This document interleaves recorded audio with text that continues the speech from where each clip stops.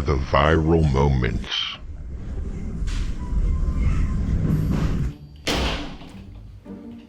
I go to the fridge, I grab a beer, I walk back, and my thinking was, okay, I'm just gonna slam the door, right?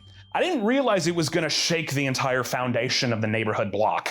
Before the war rooms and fake scammer accents. Telling your colleague that I deliver, I drive my sleigh. This is the story of Trilogy Media. Art Kulik's story kicks off deep in Siberia, a place where your breath freezes mid-sentence and dreams usually get left out in the cold. Raised in Belarus, Art came from a family where greatness was not optional. His mother, a decorated Soviet athlete. His father, a hard-edged military man with the emotional range of a boot. Naturally, all eyes were on Art to become the next big sports phenom. And he didn't disappoint. Art was a beast on the court.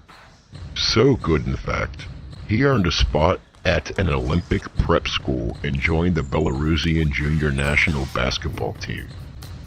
If Soviet scouts handed out gold stars, Art probably got the whole damn galaxy.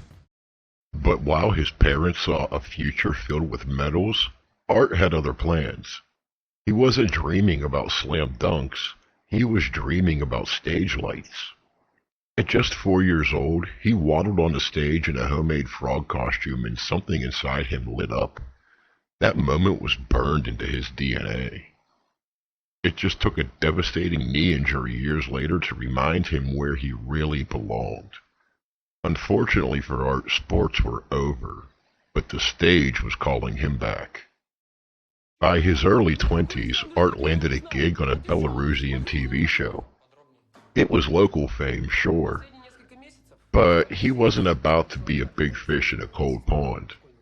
In 2010, with nothing but a suitcase and $35 in his pocket, Art boarded a flight to Los Angeles. He had no connections there, he barely spoke any English, he just had a mountain of guts and a passport full of ambition. This wasn't just chasing the American dream, this was breaking into it with a crowbar. LA was brutal. Art worked every job he could find just to survive. He was hauling gear on studio sets, making coffee runs, and absorbing every inch of the business from the ground up. Meanwhile, he studied acting at the Stella Adler Academy, working like hell to lose his accent and sharpen his craft. He was learning, he was struggling, and he was grinding, and never once did Art back down. Eventually, little cracks of daylight started showing. He began landing blink and you'll miss him style roles. A small bit on CSI New York, a cameo on Scorpion, which by the way is one of my favorite television series, and I remember the scene, and let me tell you, I've been watching Art on Trilogy for a while, and never did it click that he was the guy in that scene, so of course I had to go back and rewatch it, and I highly recommend if you've never seen it, you watch it too. He also had a brief moment in Teen Wolf, and he had a part on Rizzoli and Isles. These weren't big-time showstopper kind of roles, but they were real, and each one proved that the kid from Siberia could hang with the big dogs. Now, here's the twist that most people have some trouble seeing. Beneath all that intensity, under the work ethic and the Russian fire, is one of the kindest, most compassionate human beings you could ever have the pleasure of meeting. Art has been through tough times. He's seen people get stomped on, tricked, and used up, and that made him deeply empathetic. Ask anyone who knows him. He's the guy who will give you his last $10 or just stay up all night to help you through a rough patch. That big soft heart of his, it's always been there. You just don't always see it behind the wild eyes and profanity-laced scammer roasts. Art wasn't just chasing fame. He wanted to make a difference. He just hadn't found out how yet. By the mid-2010s, nearly a decade into the LA grind, Art Kulik was still waiting on a big breakout. But he'd built a name for himself as someone who never quits, who never slows down, and who never lets go of that fire in his chest. Art is intense, fearless, and maybe a little nuts, but in the best kind of way. Oh, and fate? Fate was about to dial his number, literally.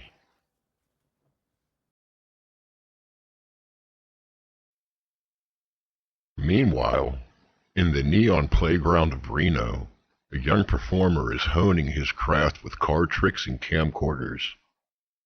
Ashton Bingham grew up as that kid, the born entertainer with a deck of cards in one hand and a video camera in the other. By age 8, he was filming homemade movies in his backyard. By 15, he was donning a cheap magician's tuxedo and performing at birthday parties in local restaurants, making coins disappear and rabbits appear out of hats. While other kids played video games, Ashton was working the crowd, learning how to captivate an audience with a wink and a wacky persona. Every little magic show taught him the art of misdirection and improv. He idolized Houdini and David Copperfield, and he wasn't shy about trying to outdo them on a small scale. Growing up in Reno, a town that's half glitzy casino showbiz and half rugged desert, gave Ash a flair for the dramatic and the comedic. By high school, his side gig as a teen magician wasn't just a way to make pocket money. It was a master class in performance. He learned to adopt characters on the fly. One night, the slick, confident illusionist, the next a goofy clown cracking jokes. Unbeknownst to him, these skills at the shape-shifting and quick thinking would one day become his secret weapon against scammers. At 19, while many friends were taking the safe route, college or staying local, Ash stuffed his life into a car and bet it all on Hollywood. If Art's journey was about escaping hardship, Ash's was about chasing possibility. He hit Los Angeles as a fresh-faced kid with stars in his eyes, and he probably still had a deck of cards in his pocket. The reality did hit hard. In a city of 1,000 wannabe entertainers, passion alone just wasn't enough. So Ash got to work. He trained with renowned acting coaches. He sharpened his natural comedic timing and pounded the pavement at auditions. Slowly, little wins trickled in. Ash landed a blink-and-you'll-miss-it bit here and there on TV shows across the spectrum. One week a comedic cameo on Parks and Recreation, and the next a small dramatic part on Supergirl, then getting slimed in a goofy Nickelodeon sitcom. Ash was simply everywhere. He even popped up on a CW teen drama for a hot second. The kind of roles where you swear you've seen that guy before. Each on-screen appearance, no matter how brief, was proof to Ash that he could hang with the pros. Cut it out. I don't think the Na'vi wore halter dresses and gladiator sandals. Freak show. You gotta get a picture of this. Guys, stop. Stop. Thanks a lot. But Ashton wasn't content being just a tiny cog in someone else's machine. Like Art, he had bigger stories he wanted to tell. In between auditions, he started creating his own projects. He co-wrote and starred in a web comedy series called, well, I'm not going to say that on YouTube, but I'll put it up on the screen for you to check out. The web series was a tongue-in-cheek look at struggling Hollywood actors, and guess what? A certain intense Siberian guy named Art Kulik had a role in it too. Yep, the universe was already nudging our duo together. The web series got some buzz and showed industry folks that Ash wasn't just another pretty face. He could write, produce, and he could deliver a punchline. Emboldened by that, Ash went on to make award-winning short films like Measure of Creation, which was a touching, artsy piece that proved the prankster from Reno had a heart. Then he flipped the script and made a dark thriller called The Venom Brothers, diving into twisted family drama to show his range. From light-hearted magic shows to gritty indie films, Ash was building a portfolio as versatile as it gets. What really makes Ash unforgettable, though, is his larger-than-life personality. He's the guy who can't resist cracking a joke even in the tensest situations. Years of magic tricks and prank calls gave him an uncanny talent for voices and improv. Friends recall how he would prank call people for fun, effortlessly switching from a sweet old grandma voice to a surfer dude to a strict drill sergeant just to see how long he could fool someone. He'd have everyone in stitches with these antics. Little did he know, this silly little hobby of playing pretend on the phone would one day become a weapon to take down actual bad guys. In my opinion, Hollywood missed out on a phenomenal comic. He can be your Woody Allen or your George Burns. He can cut you down like Sam Kinison or open your eyes like George Carlin. Ash has a chameleon-like range, able to channel just about any comedic legend when the moment calls for it. Now, you remember Fate from earlier? Well, as it turns out, it did have a plan. One unremarkable day in Los Angeles, Ash crosses paths with none other than Art Kulik. Maybe they bumped into each other in a casting waiting room, or a mutual friend introduced them at a workshop. The origin story is a bit fuzzy, but what's clear, crystal clear, was the instant chemistry. On the surface, they seem like total opposites. Ash, a laid-back American jokester with a sly grin, and Art, a fiery Russian with intensity burning in his eyes. But underneath, they were kindred spirits, two hungry dreamers who refused to quit. They bonded fast over their shared struggles in Hollywood and their outsider hustle. Late-night coffee meetups turned into hours of them swapping crazy audition stories and even crazier scam phone call stories. Yeah, both of them had a habit of messing with telemarketers just for laughs. Ash's goofy, magic-infused humor perfectly balanced Art's passionate, no-nonsense energy. It was like mixing Mentos with cola, an explosive combination, but in a good way. Before long, they were inseparable friends and creative partners in crime.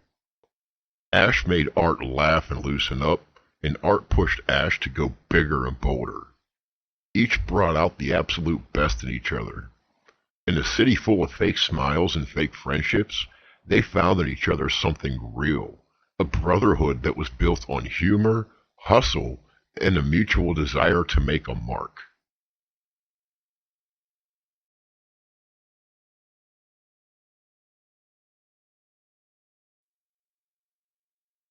Trilogy Media didn't start out as vigilantes. Back in 2016, Art Kulik and Ashton Bingham were just two frustrated actors with a YouTube channel and a stack of comedy sketches nobody was watching. Then they answered one of those fake IRS robocalls, and instead of hanging up, they hit record. What followed was pure chaos. Absurd voices, over-the-top characters, and a scammer getting obliterated in real time. They uploaded it for laughs. Overnight, it blew up. Millions of views later, they had a new mission: fight back against the scammers, and do it with style. From that first prank call, Trilogy Media evolved into a full-on crusade. Their tiny war room became ground zero for the madness. Walls covered in scammer notes, wigs everywhere, burner phones lined up like weapons. They'd slip into ridiculous personas, bait scammers for hours, and drop the hammer when the time was right. It wasn't just comedy, it was justice wrapped in chaos. Their formula? Mix sketch-level improv with real righteous fury. One minute you're laughing at Ashton pretending to be a clueless grandma, the next you're watching Art rip a scammer apart like an angry Russian Batman. Viewers just could not get enough. Listen to me, mother. I just want to say something. Then came the escalation. They started forming a crew. They pulled off stings, partnered with names like Jim Browning and Mark Robber, infiltrated scam call centers with glitter bombs and stink traps, flooded scam lines for 24 hours straight. They weren't just pranksters anymore. They were a public service, and the audience followed. Over 1.6 million subscribers, hundreds of millions of views, and one big middle finger aimed squarely at fraudsters everywhere. All fueled by the belief that if they could waste a scammer's time, they might save someone else's money. But the chaos always came with a heart. Between the bunny suits and prank calls, they never stopped reminding us why it matters.